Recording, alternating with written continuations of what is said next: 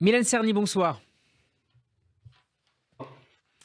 Et merci d'avoir accepté notre invitation sur Radio J. Vous êtes diplômé de l'université d'Oxford, spécialiste de l'Europe de l'Est et des relations entre la Russie et Israël. Le nouveau gouvernement de Benyamin Netanyahou est entré en fonction il y a tout juste une semaine. Et outre un agenda de réformes bien rempli dont on ne parlera pas dans cette émission, certains s'interrogent sur la nouvelle ligne que pourrait suivre la diplomatie de l'État hébreu dans le dossier ukraino-russe. En cause, le discours d'intronisation du nouveau ministre israélien des Affaires étrangères, Eli Cohen, et surtout la conversation téléphonique de ce dernier avec son homologue russe, Sergei Lavrov, le lendemain. On va y revenir tout à l'heure. Mais d'abord, Milan Cerny, est-ce que vous pouvez nous rappeler quels sont les grands axes de la position diplomatique de Jérusalem sur ce dossier depuis le début de la guerre en février dernier? Bien sûr, merci beaucoup pour votre invitation. Alors, depuis le début de la guerre en Ukraine, Israël a pris une position tout d'abord de neutralité sous le gouvernement de Bennett, avec une volonté de ne pas choisir un côté plutôt que l'autre. Naftali Bennett s'était d'ailleurs rendu à Moscou afin d'agir en tant qu'intermédiaire. Il avait rencontré Vladimir Poutine. Puis, quelques mois après, le gouvernement de Lapid a pris ses fonctions. Alors à l'époque, Et à l'époque, on avait noté notamment que, alors que le Premier ministre, Naftali Bennett se montrait extrêmement prudent dans sa communication, Yair Lapid, qui était alors le Premier ministre suppléant, mais aussi le ministre des Affaires étrangères, était beaucoup plus offensif. C'était une stratégie de exactement, communication j'ai bien vu, très bien choisie pour éviter justement de froisser la Russie, tout en ne froissant pas non plus, l'allié américain? exactement. Yair Lapid, en tant que ministre des Affaires étrangères, prenait déjà une position ouvertement en faveur davantage de l'Ukraine.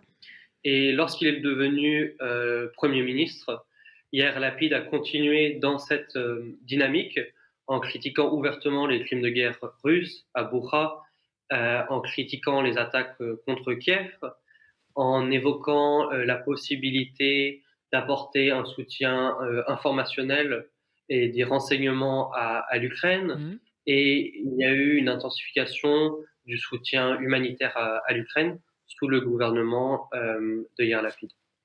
Alors, Eli Cohen, le nouveau ministre israélien des Affaires étrangères, donc, a assuré lundi que dans ce dossier, la diplomatie israélienne privilégierait désormais une plus grande retenue et une plus grande discrétion en matière de communication publique.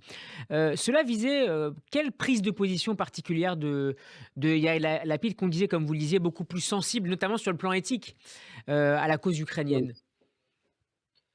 Oui, comme je l'ai dit, tandis que Yair Lapid a dénoncé ouvertement de très nombreuses fois les crimes de guerre russes, la position émise par Eli Cohen est, est en rupture avec ces critiques, puisqu'il préfère donc ne pas critiquer ouvertement les crimes de guerre russes, rester silencieux par rapport à l'invasion et régler les différentes questions de façon privée et non pas publique. Donc c'est Mais une est-ce que ça peut se position formaliser qui est autrement que par la communication? Est-ce que, on peut imaginer qu'Israël continue de voter d'éventuelles résolutions, à l'Assemblée générale des Nations unies contre la Russie? Ou même cela pourrait évoluer? Je pense que cela pourrait également évoluer, puisque après 2014 et la première phase de la guerre en Ukraine, le gouvernement de Netanyahou s'est toujours abstenu de condamner la Russie, notamment à la suite de l'annexion de la Crimée en 2014. Le gouvernement de Netanyahou n'avait pas voté contre la Russie, elle s'était abstenue, et il est possible de penser que le gouvernement de Netanyahou et les Cohen vont revenir à cette position d'origine. Qu'est-ce qui justifie selon vous cette, possible évolution, de la ligne diplomatique israélienne? Est-ce que c'est simplement, à relier à l'équation stratégique extrêmement compliquée, au Moyen-Orient? On va parler tout à l'heure de la relation entre Israël, entre l'Iran et la Russie et ce qui se passe également sur le terrain, voisin, d'Israël, la Syrie, où sont présents à la fois la Russie, et les Iraniens. Est-ce que de manière générale, on peut également prendre en compte est-ce que Benyamin Netanyahou prend également en compte, des éléments, je dirais, plus interne, notamment la position de l'électorat russophone en Israël ou des questions liées à l'inflation en matière énergétique notamment. Est-ce qu'il y a d'autres paramètres à prendre en compte? Alors, oui, évidemment, comme vous l'avez dit, il y a cette dimension stratégique. La question de l'électorat, n'est pas un facteur puisque l'électorat israélien est en réalité largement en faveur de l'Ukraine. Plus de 70 des Israéliens se disent en faveur de l'Ukraine. De nombreux russophones d'ailleurs poussent pour une position davantage en faveur de l'Ukraine, Mmh. puisqu'ils ne se considèrent pas forcément comme russes et ils ont souvent des liens avec l'Ukraine, de la famille, des amis qui y sont toujours, donc évidemment ils sont davantage en faveur de l'Ukraine. Ce qui peut expliquer, à mon sens, cette position, c'est une volonté de s'inscrire dans une dimension de réel politique où la question de l'éthique, de la morale n'a pas sa place, et une volonté de rester davantage dans la neutralité dans les relations internationales afin de garder des contacts avec tous les partis. Euh, et je pense que le gouvernement de Netanyahou a démontré une telle politique les années précédentes. Alors, hier, Lapid, toujours avait fustigé en mai dernier les déclarations de Sergueï Lavrov, donc qui a eu cet échange téléphonique sur lequel nous reviendrons tout à l'heure, mardi, avec Eli Cohen. Fustigé des déclarations de Sergueï Lavrov lorsque ce dernier avait déclaré lors d'une interview à une télévision italienne qu'Adolf Hitler avait, je cite, du sang juif et que cela ne l'avait pas empêché de mettre en œuvre la Shoah, une manière de justifier la rhétorique russe selon laquelle il s'agit avec cette opération spéciale, cette guerre en Ukraine, de dénazifier l'Ukraine du dirigeant juif Volodymyr Zelensky. Est-ce que c'était le premier dérapage antisémite de la sorte de Sergueï Lavrov? Alors, c'était le premier dérapage, on va dire. Je pense que c'était pas un dérapage, puisque je pense que ça a été réellement Très réfléchi calculé, et que ouais. ce n'est pas très calculé. Et cela fait partie d'ailleurs d'une longue liste de déclarations antisémites par le passé, enfin c'est depuis le début de la guerre en Ukraine, par d'autres personnalités russes, non pas Sergueï Lavrov, mais des membres du Parlement russe, Mhm. des journalistes, des personnalités politiques, et ainsi de suite. Et il est assez surprenant de voir que le nouvel gouvernement israélien, qui parle très fréquemment de la montée de l'antisémitisme dans le monde, à juste raison, ne n'attend pas plus d'un jour pour parler avec Sergei Lavrov, qui a fait une telle déclaration par rapport à Hitler et qui justifie l'invasion de l'Ukraine en parlant de prétendus nazis. C'est assez surprenant de voir ce décalage de la part du gouvernement israélien, à vrai dire. Et il me semble que jusque-là, hier, Lapid n'avait pas eu d'échange, même téléphonique, avec son homologue Sergueï Lavrov. Non, non, du tout. Yair Lapid a décidé de ne pas parler à Sergei Lavrov, étant donné de telles déclarations et étant donné la politique russe en Ukraine depuis février. En tant que Premier ministre, est-ce qu'il avait néanmoins échangé avec Vladimir Poutine, comme l'avait fait avant lui Naftali Bennett et évidemment Benjamin Netanyahou? Non, il n'y a pas eu de dialogue. Yair Lapid ne s'est pas rendu à Moscou, contrairement à Benjamin Netanyahou qui s'est rendu 19 fois ces dernières années à Moscou, et contrairement à Naftali Bennett qui s'est rendu à Sochi puis à Moscou. Alors pour revenir à l'actualité la plus récente, à ce début de semaine, selon une source ukrainienne citée par le site Times of Israel, Kiev aurait préféré que le nouveau ministre israélien des Affaires étrangères, Eli Cohen, choisisse de joindre en premier le chef de la diplomatie ukrainienne, Dmytro Kuleba, plutôt que Sergueï Lavrov. Ce n'est pas le choix, on le sait, qu'a fait Eli Cohen et de manière plus générale au gouvernement israélien. Eli Cohen qui aurait néanmoins cherché à joindre mardi l'Ukrainien Kuleba sans succès. Est-ce qu'on peut dire qu'il y a d'ores et déjà et pour quelque temps de la friture entre les deux hommes et pour plus globalement peut-être entre les deux capitales? Oui, bien sûr. Je pense que il y a depuis la prise de pouvoir par le gouvernement Netanyahou des tensions déjà avec l'Ukraine. Vous avez parlé de ce coup de téléphone, mais également il y a quelques jours il y a eu un appel entre Benjamin Netanyahou et J'allais Volodymyr y venir. Zelensky. J'allais y venir. D'accord. Et donc évidemment il y a déjà des tensions qui apparaissent entre l'Ukraine et Israël, mais il faut rappeler que l'Ukraine est en général assez frustré par la politique israélienne, même sous le gouvernement de Yair Lapid, puisqu'il n'y a pas eu un soutien militaire très important depuis le début de la guerre, depuis le début de la guerre en Ukraine par Israël pour Kiev. Mylène Tcherny, vous évoquiez à l'instant cet échange récent entre Benyamin Netanyahou et Volodymyr Zelensky. Le Premier ministre israélien aurait demandé à son homologue ukrainien que la délégation ukrainienne à l'ONU vote contre ou au minimum s'abstienne devant une résolution qui visait, je cite, la condamnation de l'occupation israélienne en Judée-Samarie. En échange, Volodymyr Zelensky aurait demandé à Jérusalem de fournir une aide militaire, des équipements militaires à l'Ukraine. Réponse évidemment, j'imagine, négative de la part du gouvernement israélien. Racontez-nous un peu les détails de ce qu'on sait de cette conversation entre les deux dirigeants. Bon, évidemment, on sait assez peu en général sur ce genre de conversation, mais selon ce qui a fuité dans la presse, Volodymyr Zelensky a demandé à Israël davantage de soutien militaire lorsque Benjamin Netanyahou a demandé à l'Ukraine de s'abstenir et a voté contre cette résolution de l'ONU. À la suite de cet appel, il y a eu des rapports selon lesquels il y a eu des tensions entre Israël et l'Ukraine. Mmh. L'ambassadeur ukrainien a décidé de ne pas se rendre au vote, donc il n'a pas voté contre la résolution, il a seulement décidé de ne pas se rendre au vote. Il s'est abstenu. Ce qui n'était pas le cas, si j'ai bonne mémoire, il y a quelques mois sur une autre résolution. Oui, sur une autre résolution, le gouvernement ukrainien a voté contre Israël. C'était une résolution liée à la possession de l'arme nucléaire par Israël. Et l'Ukraine a voté une résolution qui condamnerait Israël pour la possession de cette arme nucléaire. Est-ce qu'on sait quels sont les... Oui, pardon. Je vous en prie. Donc c'est un changement dans ce sens, puisque maintenant l'Ukraine s'abstient, mais le gouvernement de Zelensky a fait bien entendre que cette fois-ci, il s'abstient, mais c'est pour donner une seconde chance au gouvernement Netanyahou et pour voir quelles sont les positions prises dans les semaines à venir. Est-ce qu'on sait, Mylène Tcherny, quels sont le type d'armes que demande Kiev? Le type d'arme principale que demande Kiev à Israël sont des systèmes antidéfense, tels que le dôme de fer, ainsi que davantage de systèmes antidéfense, le système Barak également, qui permettrait de couvrir des zones assez larges et de défendre Kiev. Qui s'ajouterait aux renseignements déjà fournis. Oui, à ma connaissance, l'Ukraine n'a pas demandé d'armes offensives à Israël.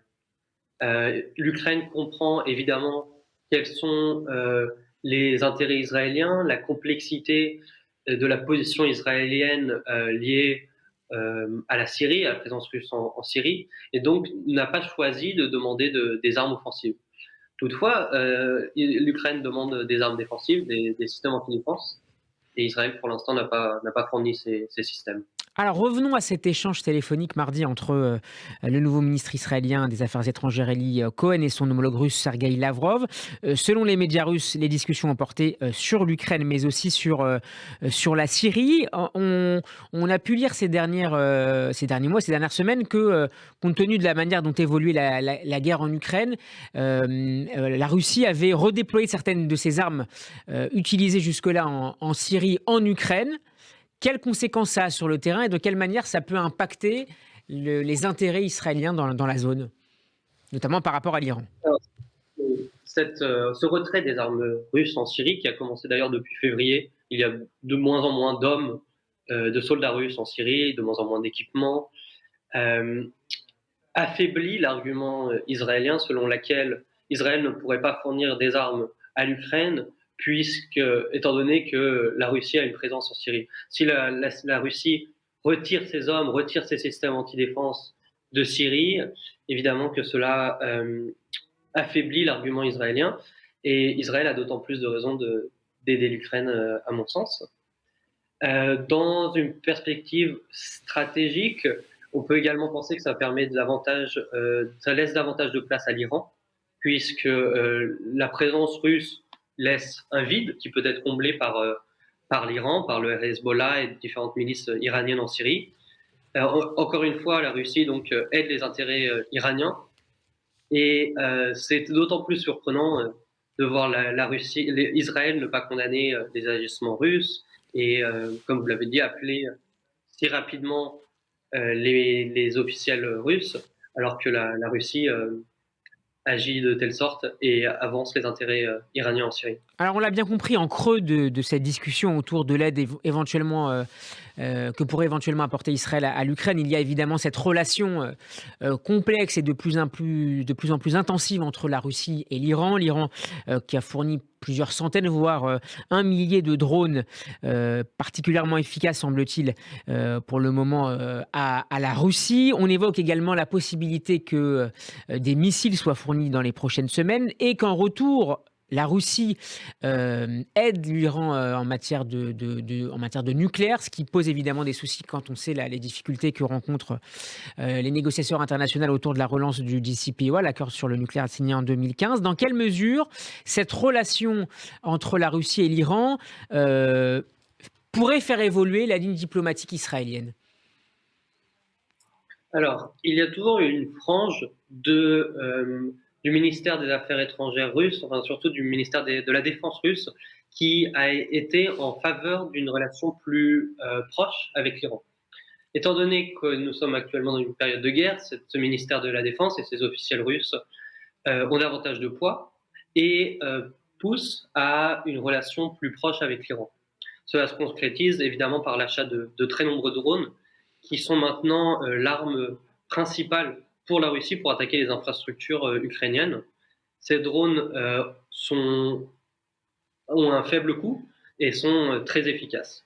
Euh, la Russie peut inonder les systèmes antidéfense ukrainiens en envoyant 100 drones iraniens et cela coûte très peu cher à la Russie, alors que pour stopper ces drones, il faut envoyer des missiles assez sophistiqués.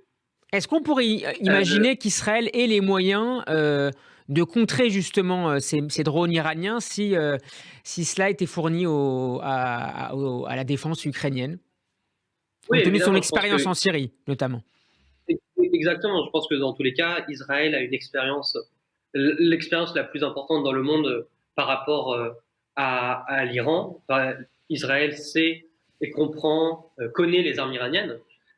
Israël a déjà fourni des informations à l'Ukraine concernant ces drones, mais il est évident qu'il est possible de faire davantage en fournant des systèmes de défense. Est-ce que cette alliance entre la Russie et l'Iran va faire changer la politique israélienne sous le gouvernement Netanyahou? Je ne pense pas, non. Puisque Mais est-ce qu'il on pourrait y voit avoir déjà une que cette cour. demande côté israélien de la part de Benjamin Netanyahou pour que Vladimir Poutine n'aille pas trop loin, si vous me permettez l'expression, dans son rapprochement avec l'Iran, compte tenu des intérêts stratégiques israéliens en la matière? Oui, je pense que la demande peut être faite, mais la Russie a besoin de façon capitale de ces drones iraniens. Et je ne vois pas ce que Benjamin Netanyahu pourrait fournir en échange. Euh, Au final, la balance pour la Russie est très claire. La Russie n'a pas besoin d'Israël, tandis que la Russie a besoin de l'Iran de façon très importante pour mener sa guerre en Ukraine. Alors ce Et premier... Oui. l'Iran, de son côté, est très heureuse de pouvoir vendre ses drones, gagner des fonds, alors que l'Iran est sous sanction depuis de très nombreuses années. Et de montrer d'ailleurs son expertise dans la matière, ce qui pourrait lui permettre d'augmenter ses exportations de drones dans d'autres zones du monde. À la suite de cet échange entre Eli Cohen et Sergei Lavrov, l'une des réactions les plus marquantes est celle d'un homme particulièrement écouté en matière d'affaires étrangères aux États-Unis, Lindsey Graham, qui a condamné cet appel israélien. Qu'en pensent les Américains, justement, de manière générale, sur cette possible évolution de la ligne israélienne vis-à-vis de Moscou? Les, le gouvernement américain a toujours été frustré depuis le début de la guerre quant à la position israélienne. Le gouvernement israélien a soutenu la position de Yair Lapid et les critiques faites à l'encontre de la Russie.